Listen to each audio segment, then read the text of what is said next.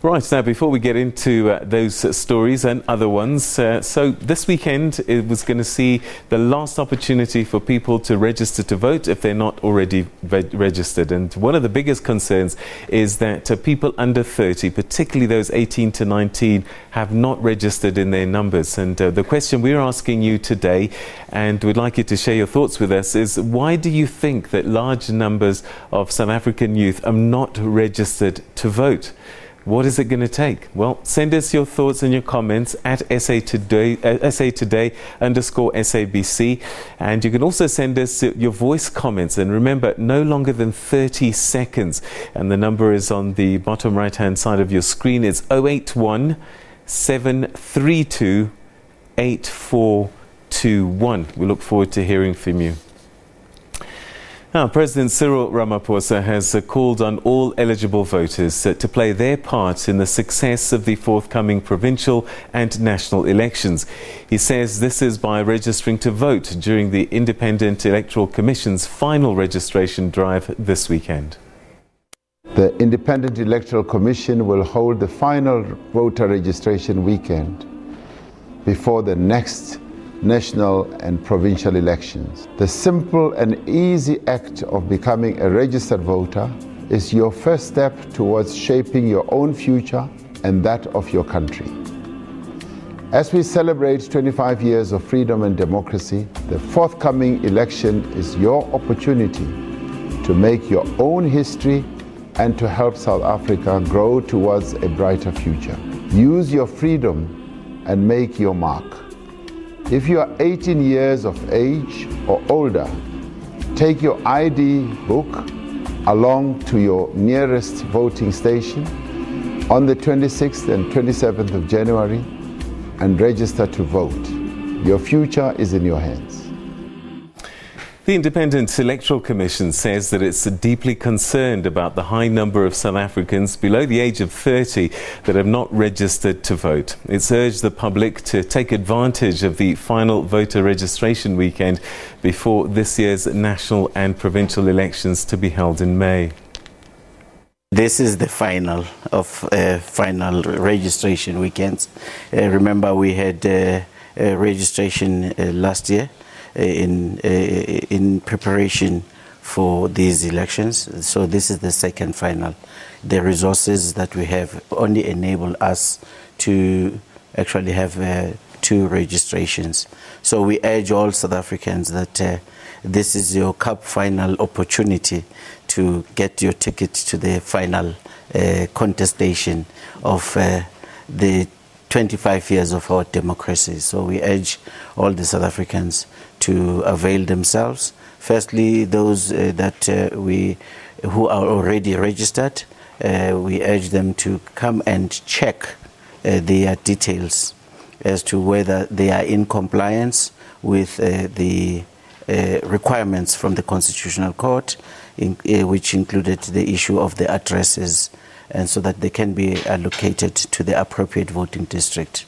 We always review our voting districts based on the shifts in population numbers to enable more South Africans to have access to our VDs. So that information can change. We then urge that the South African public to come across. Then we also have the new voters. We are very much encouraging a higher participation rate, because that is important in determining what we'll say the legitimacy of those who are elected into office. So the higher the participation rate, the greater is the confidence that we hold as a country that the elected representatives are legitimate in that office. All right, so this weekend is the last opportunity you have to register to vote if you're not already registered. And if you are registered, it's also an opportunity for you to just make sure that you are registered and you're at the right place. So please go and check, because your vote is very, very important. And one of the big concerns that the ISC has is that young people in particular, for some reason, have not turned up in their numbers to register to vote.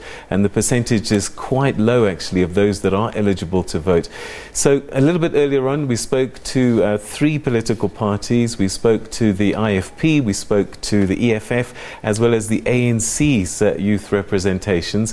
We continue with that discussion now about voter registration weekend and the youth in particular with 2 political parties, and I'm now joined in our PE studios by Siyasanga Sijadu, who is the General Secretary of COPE's Youth Movement. A very warm welcome to you. And also the DA's youth spokesperson, Dikeledi, Selowa, who joins us here in studio in Auckland Park. Thanks very much to both of you for joining us. Let me start with you because you're right in front of me. Why haven't the youth gone in their numbers to register to vote? I mean, it's a dismal percentage of those that could vote, that could register, but haven't. I think a lot of the time when you look at how we as politicians portray each other is that there's the lack of representation of young people in government spheres. Are we really appealing to the youth of the country? Are we going down to our high school levels and conscientizing our youth about what politics entails? And I think that's where the gap is coming in as well, is that they're not actually seeing politicians who they can relate to. And that is where, as political parties, we actually need to say what it is. As well, you look at how the culture that has been brewing in certain other political parties, for the ANC, for a matter of fact, where it is more based on keep the young ones, they are runners, and that's where you actually find that there's a discontent. And young people actually end up being in a situation of they are there for the monetary value and not actually the value of bringing change to South Africa.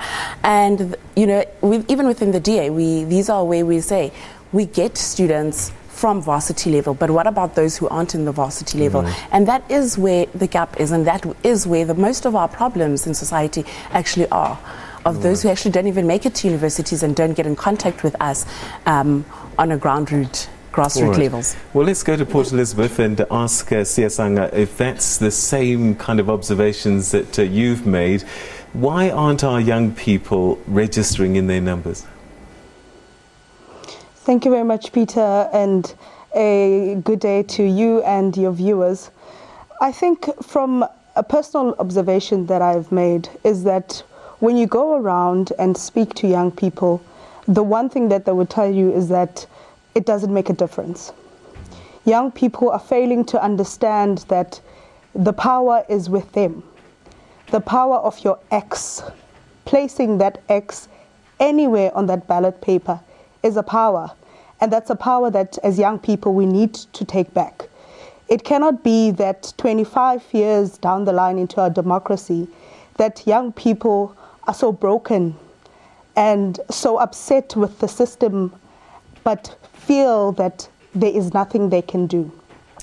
And that is why we always go around and encourage young people to go and at least vote for something. So because who's let you down, Siyasanga? Who's let the young people down? Because you are it's quite obvious who's let young people down. The African National Congress. There's no doubt about it. You know, when you have failed to empower young people, when you've created an education system in the public sphere that says to a young person, you are unskilled by the time you leave grade 12. You have a certificate, but there's nothing you can do with it because you don't have the funds to go to varsity. And if you do, you don't have other means of support. And that is a problem for young people. So they feel that the government has failed them, and as a result, that they do not have the trust in other political parties to change the status quo. And that's what young people need to understand, that the power is with them to change the status quo, because once you vote, you're ensuring that you reduce the power of the governing party so that they too can understand that something is wrong. We need to change the manner in which we have been doing things. We need to consult young people more, because that's another thing that is not currently happening in our country. Young people are not consulted enough so that they can voice their opinions as to what exactly they want to see happen, what exactly they believe should be happening in our country, and what trajectory our country should be going. So until you get to a space where you are consulting young people, where it is for us, by us, with us, and not just a top-down approach. Because we get these ministers and government officials who dictate to young people what it is that they need, and it might not necessarily be what exactly we want as young people. Fair enough. Until we get to that space where those conversations are open, where government is inclusive of young people, we will continue having young people who do not feel the need to vote. Okay, so this theme keeps coming up. The opposition parties have been blaming the ANC. But, you know, with all fairness, if you had a compelling message, people would register to vote in their numbers and they'll say, we're going to vote out the ANC. But they haven't registered to vote, which means they're not happy with you either. I think it's not even a matter of they're not happy with us. It's a matter of there are still perceptions. And as long as in South Africa we continue and the ruling party keeps on playing on the perception of apartheid, the perception of segregation, that is where the problem is coming in. Because if you come from particular communities, you're already being conscientized to think about race, to think about I belong in a grouping. And that is where the problem is coming in. I mean, if you look at the Dear Youth, what we are running is Sidikiwe, which means we are tired. As young people, we're tired. We're tired of unemployment. We're tired of an education system that is failing us. The president, the former president, promised us free education. It's not being implemented. So it seems a lot of the time the promises that are being made, because the ANC is failing, there's already a shutdown from young people. But it's also because if you look at the majority of black homes, a lot of the are ANC voters. How much responsibility are both of you willing to take? Because your parties are the ones that are supposed to be convincing these young people to show up. Yes, the ANC might have been responsible for some of the despondency, but you also had the job to convince. Let me start with you. Well, from my side, I mean, obviously we will take responsibility, and I think that's the one thing that comes with leadership, is we've targeted university students, we've targeted the youth, and we do have young people in all spheres of government. But the question is, are we actually going down and speaking to those who aren't given the opportunity? We've gone into TVET colleges. But yes, the one thing that the ANC had succeeded with is having courses in high schools, and that's where we do need to go. And that is where a lot of the time as well is finding that gap of engaging with schools, where a lot of the time schools will refrain from inviting political organizations to speak to their learners and actually try and conscientize them about the politics of the country. And all the information they're being fed is from either the teachers or from the news. So it's a role that, you know, maybe we need to go back and say, how can we actually approach young people while they're still young and tell them why it matters to vote and what it is that we can deliver for them? Because a lot of the time you find that maybe we're not speaking the right kind of language that will appeal to them, and that's what we have to go down and start doing. All right. Siyasanga, when we look at just the matric students, 1 million registered to vote, register to go to school in grade 1. Only 500,000 show up at matric. So you're not going to find them in the TVET colleges. You're not going to find them in the universities. Half of them have disappeared through the system. Do you know where they are, and how are you reaching them? Well, thank you, Peter. Currently, we are having a drive as the Congress of the People to go to high schools, those that will allow us. The biggest problem that we are also facing is that some principals and SGBs are not allowing us to go to schools. But we are pushing to ensure that we go to schools, penetrate those matriculants, penetrate that space where we can have open and honest dialogue. Because the one thing that we've noticed throughout these drives is that young people, particularly your 18-year-olds, your 16 to 18-year-olds, aren't quite aware. And I take your point where you say perhaps it's the messaging that's not reaching them enough. But now, how do we then reach them? We are starting a strong campaign via social media because that's where young people are. You find them on Twitter, you find them on Facebook, you find them on Instagram. So we're trying to bulk up on that messaging as well so that young people can reach the message and have an opportunity to decide for themselves what it is that they want. Secondly, we have a responsibility to educate young people, because if you are not educated, if you are constantly fed propaganda, if you're constantly fed fake news, if you're constantly fed false news, then you will not know what choice to make, because various parties come with compelling messages, but at the end of the day, you wake up one day and there's corruption charges and all sorts of things, then you start to lose hope. And that's why we are spreading the message as the Congress of the People, that out of all the political parties in this country, we're the one party that has been clean throughout, incorruptible. We are constantly willing to fight corruption when it arises, even inside our party. And I think that's the one thing that young people need to understand. Young people understand the concept of corruption, but they do not understand the magnitude to which our country is crumbling due to corruption. Siyasanga, so we're going to have to start wrapping up because we're running out of time. But I just want you to give me your closing thoughts, and in there I want you to explain or give us your understanding. Are your elder principles that lead your party taking the youth wing seriously?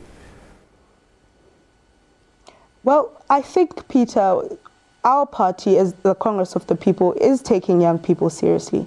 The mere fact that we had a successful election of youth national leaders is testament to that. Secondly, I would like to say to every single young person in this country, be the change that you want to see in the world. As cliche as it might sound, it is exactly that. If you want change, you have to get up and go be the change. And you can only be the change by voting for the Congress of the People, because that's the party of the future. That is the party that's incorruptible. That is a party that's accountable to the people of South Africa and to the young people in our country. Siyasanga Sijadu, thank you very much indeed from the Cope Party. DA, is your voice being heard within the party? Because if it was, then maybe you would have been able to influence stuff already by now. And what's your final message to the youth today? Our voice is being heard. Is it being heard enough? Maybe we need to work on that more as a youth wing. I think if we were to sit and say, are we as young people doing enough for our voices to be heard, would be disillusioned with that. We need to go out. We are working. I mean, we just had an executive that was elected last year at our national structure, and this hasn't happened in the DA for quite some time. So we are finding our feet and at the same time pitching up where it matters. Our concepts are simple. Break new ground. It's for us as young people to go out there and tap into ground that hasn't been worked. The other thing is about unpacking. It's about unpacking the uncomfortable topics that happen. And this is where you've seen the DA youth come up and do it constantly, whether we get favor or not. And I think a lot of the time is to say, as youth leaders, it's not about favor. It's not about securing a position in spheres of government. It's about stepping up and saying, I'm going to do what is right, whether it's in favor or not. The next thing as well for young people to go out and vote, Sidigiwe. Again, we are tired. If you're tired as a young person, what are you going to do about it? Are you going to sit back and say it doesn't matter, like a lot of the young voters that I engaged in earlier today, and say it's pointless because votes are going to be stolen? You know, and this is the kind of emotions and audience that you actually walk into as a young person, and to say, listen, there is hope. Change your vote. And this is the reality. I mean, the people shall govern. And the only way it can be done is by the ballot box. So let them register to vote this weekend, all of them. To both of you, thanks very much indeed for joining us and sharing your thoughts with us this day. Thank you. Thank you, Peter. All right, okay, so that was a question that we posed to you as well at home. We asked you, why do you think that young people haven't turned up in their numbers to register to vote? And this is what you've been saying on social media. Let's take a look. So, Creator says it's because it can't be done online. So young people want to do it online, otherwise they don't vote. Vivian Machilo says the youth are lazy to register and lazy to vote because they are apathetic to politics. They want to be part of the economy and get jobs and so on and so forth, but aren't interested in politics at all. And Legacy 1807, I wonder what that reference is about. They don't want to queue, they want voting done online. All right, so thanks very much indeed for sharing your thoughts with us on